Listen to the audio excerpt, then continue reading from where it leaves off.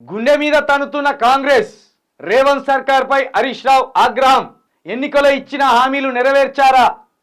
ఓట్ల ముందు నిరుద్యోగులను రెచ్చగొట్టారు, ఇప్పుడు మోసం చేస్తున్నారు.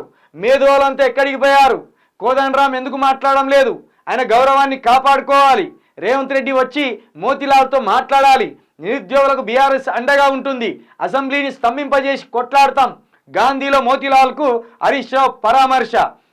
ఆమరణ నిరాదీక్ష విరమించాలని వినతి. వెనక్కి తగ్గిన మోతీలాల్ నాయక్. ఈ హరీష్ రావును మెచ్చుకోవచ్చు. ఎవరి మీద దాడి జరిగినా స్పందిస్తాడు. ఎక్కడ ఏం జరుగుతున్నా ముందు హరీష్ రావే పోతాడు. ఇప్పుడు కూడా బీఆర్ఎస్ పార్టీకి ట్రబుల్ షూటర్గానే ఇప్పటికి కూడా ఉన్నాడు.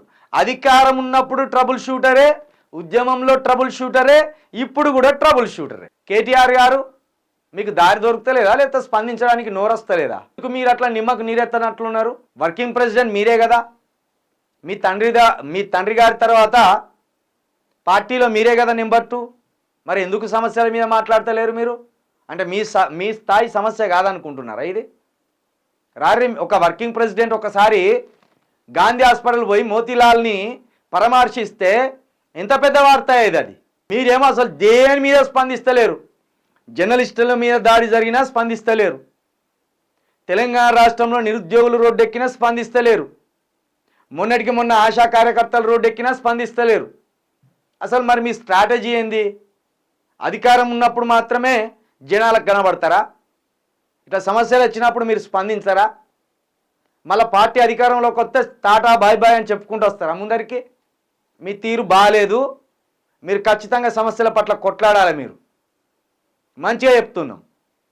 తెలంగాణ ప్రొటెక్షన్ ఫోర్స్గా మా యూత్ నుండి మేము కోరుకునేది ఒక్కటే, అధికారం ఉన్నప్పుడే మందిలోకి వచ్చి మాట్లాడడం కాదు, అధికారం కోల్పోయినాక కూడా నిరాహార దీక్షలు చేయాలి. హరీష్ రావు గారు ఒక్కడే ఎందుకు వస్తుండే? ఎప్పటికీ ఇట్లా సమస్యల ఏదైనా సమస్య జరుగుతూ ఈయన ఒక్కడే వచ్చి ఎందుకు మాట్లాడుతున్నాడు? మీరందరికీ నోర్లు లేవా? అధికారంలో ఉన్నప్పుడు అధికారాన్ని అనుభవించలేదా? తెలంగాణ ప్రజలు అధికారం కట్టబెట్టినప్పుడు కులకలేదా? రారి ప్రజల మధ్యకి వచ్చి కొట్లాడుర్రి. ప్రతిపక్షంలో మీకు 39 సీట్లు ఇచ్చినాం.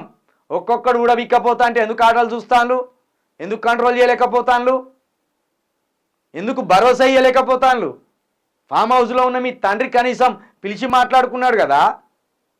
రాబోయే కాలానికి నువ్వే నాయకునివని ఈ ప్రజలంతా ఈ బీఆర్ఎస్లో ఉన్న వాళ్ళు అంటున్నారు కదా. మరి ఎందుకు నిరుద్యోగుల తరఫున కావచ్చు, రైతుల తరఫున కావచ్చు మాట్లాడతలేరు గొంతిప్పి? మీరు మీ దగ్గంచెలు మేము ఇది కోరుకుంటలేం. మీ దగ్గంచెలు పోరాటం కోరుకుంటున్నాం. అధికారం ఒక్కటే అనుభవిస్తామంటే లీడర్ కాలేరు.